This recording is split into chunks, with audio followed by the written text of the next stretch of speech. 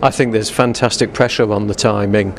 There was a view that royal assent might be achieved in July, but I understand extra time has been given in the Lords for debate. I think that reflects the quality of the debate in the House of Lords and their role as a revising chamber. So we're not going to have royal assent, I don't think, until after the summer.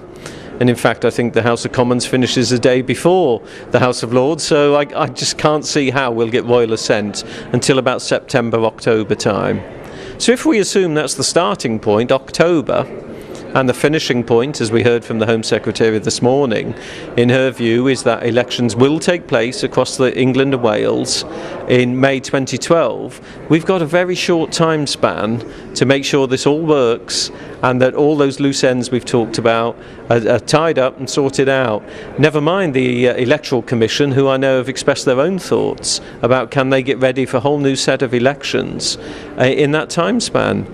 Because these elections they're not just in one area, they're going to cover boroughs, district areas, they're going to cover county-wide, unitary authority areas, because the elections will be based on a policing area.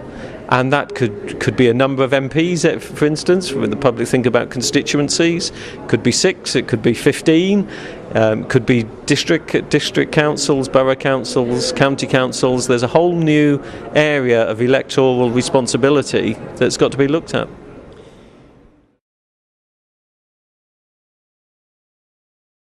I think at the moment foremost on their minds is pay. What is going to happen to their pay? Our allowances are going to be cut, is overtime being cut? But it's also knowing the stability of what's happening in the future coming out of Windsor. Will there be direct level entry, and at what grade or what rank should that be? And I've asked before, and it's a personal view, if we're saying that a senior manager from a commercial business could walk in and be a chief constable, well, actually, have we removed chief constables too far away from policing, that they're now just there as business managers or strategy? I don't think we have, but let's not say that their job equates just to a good business model. So we're going to have to look carefully at direct entry. But I'd be bold. Let's explore perhaps performance-related pay. I don't want to see the bonus culture that we see tainted by bankers, but performance-related pay. There's 80% of our budget is spent on pay. Let's make sure we use pay wisely and report and use pay and conditions, use pay to reward people for the job they do, for the amount of effort they put in, and not just rely simply on a rank structure.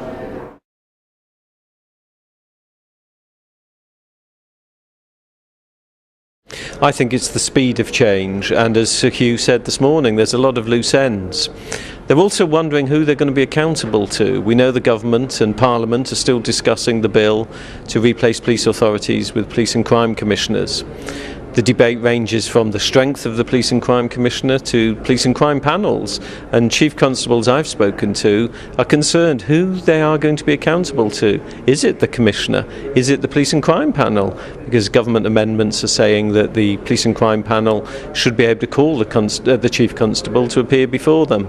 So there's still a lot of uncertainty.